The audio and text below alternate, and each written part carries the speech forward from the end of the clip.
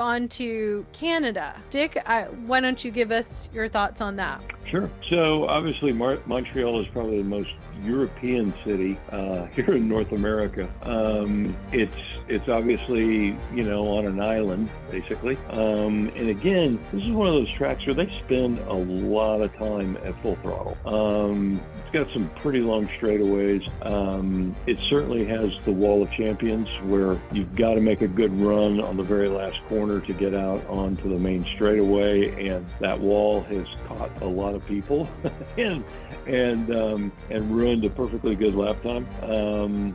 It can rain there because it's, obviously it's sitting right in the middle of the St. Lawrence River. And so the weather does change. The weather can be absolutely spectacular, or it can be like, man, I'm glad I'm watching on TV and I'm not there because of the rain. And so I think what comes to mind for me was in Michael Schumacher's last year with Mercedes, he very nearly won that race because he was so good, and it would rain and then it'd go dry, and then it'd rain and it'd go dry. And I mean, it was constantly back and forth, and he just played it to perfection. Had as I recall, a terrific battle with Jenson Button in that race. So anyway, Button prevailed, but that was a great race. John, what about Canada? And then I don't think I gave you an opportunity to talk about Barcelona, so feel free to talk about both of those. Well, Barcelona, I mean, I regret also that it's no longer used for testing, and it's a great track. I don't have a whole lot to say about that Dick hasn't already said.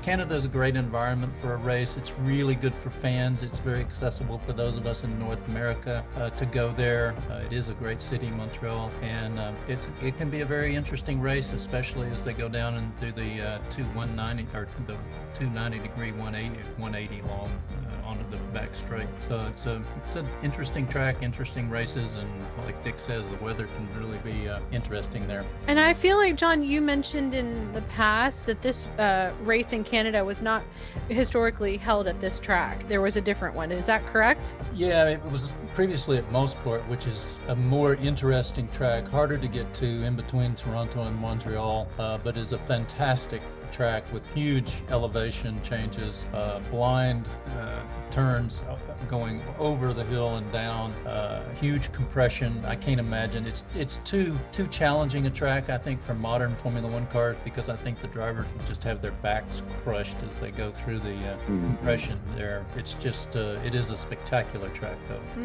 Okay. Yeah, and they also ran the Canadian Grand Prix at Saint Jovite one year. I want to say it was either 1968, 1969, something like that. And Saint Jovite really doesn't host any big races anymore, but there's a lot of club stuff, Ferrari Challenge stuff that still goes on there. But it's nestled on the side of a ski slope, basically, and it's really pretty spectacular. But I don't think I'd ever want to think about trying to take a F1 car, a modern F1 car around that place without doing a lot of upgrades for safety.